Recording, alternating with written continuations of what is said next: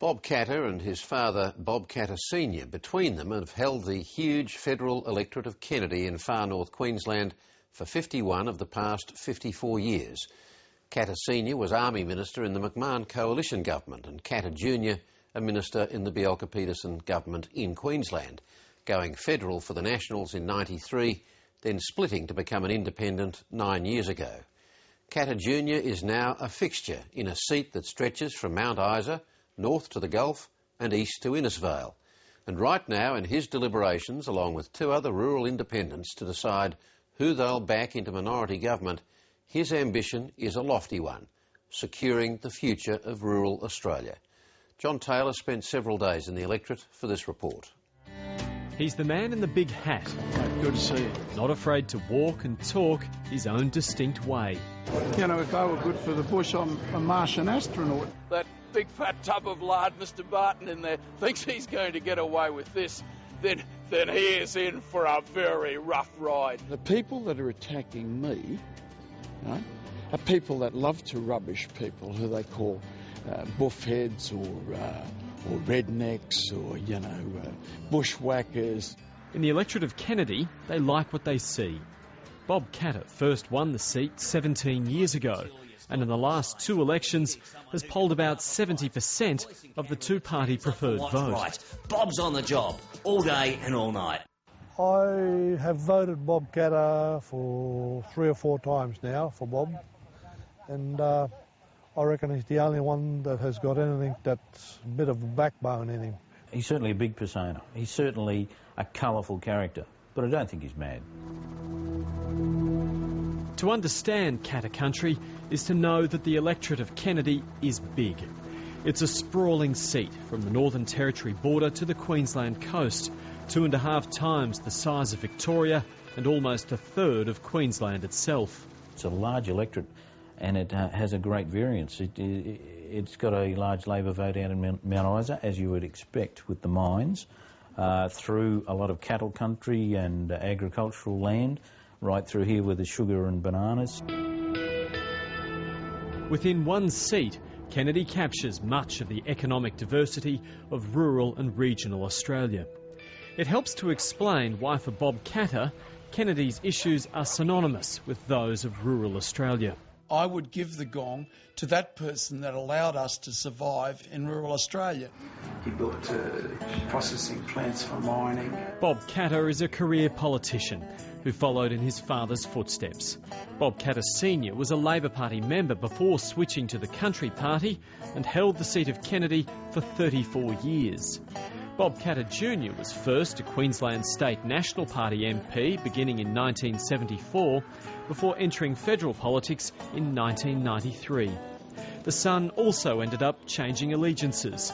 In 2001, Bob Katter Jr. quit the Nationals, citing irreconcilable differences. I can't go before these people and say, vote for me, when a vote for me will be a vote to continue what they've copped for the last 17 years. The National Party... His animosity to the Nationals, coupled with the fact 4 of the 6 state seats encompassed by Kennedy are held by Labor MPs, means he doesn't fit easily with either major party. The only people I've heard, in fact, have said if Bob goes with Labor, we'll skin him. Oh, tough question. I wouldn't like to speculate on that. I would suggest that the people of Kennedy would like to see Bob negotiate with whomever, whichever party, the best deal for the bush. I'd like to try one of our bananas. Bert Schiappadori is a third-generation farmer and long-time Bob Katter supporter. He, like Bob Katter, believes rural Australia is in a death struggle. His stall is a way of cutting out the middleman to boost his income. In this stall that I've got out on the side of the road now, I've talked to hundreds of people from all over Australia that were rural people, and they all tell me the same thing. They couldn't survive, they had to get out. And they couldn't, they've been 3, 4, 5 generations. They couldn't survive, they had to get out. Your watermelon's good? All he wants to do is be able to pay the bills and pass the farm on to his family.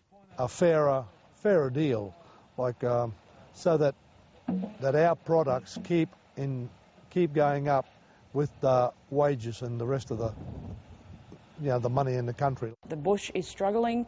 We have issues of population decline. We have ageing population issues, which I know is right across Australia, but where it's most predominantly observed here is that if we don't have any youth, if we don't have any young people, if we can't retain them, then our economy suffers badly. Got this alternator come in, it's got to go out. Mary Brown runs an aviation services company in Ingham and also heads the local Chamber of Commerce. She sees the current political impasse as an opportunity. I think many people in the city of Kennedy and the rural region overall are absolutely ecstatic at the current situation where finally North Queensland and the bush have a voice that can really be heard.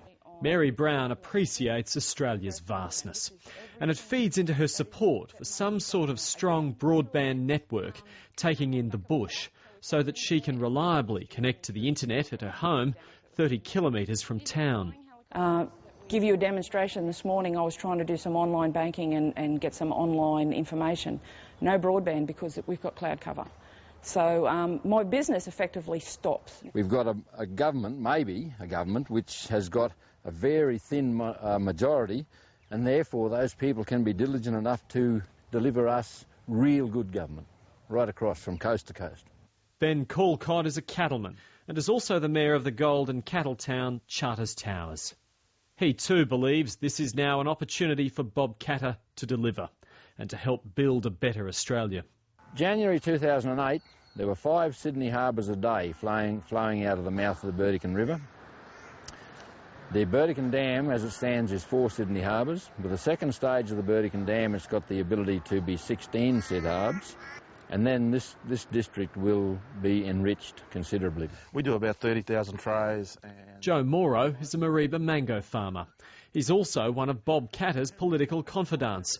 Bob has the key voice and a key vote that at the end of the day it'll be the test of whether or not something can be delivered.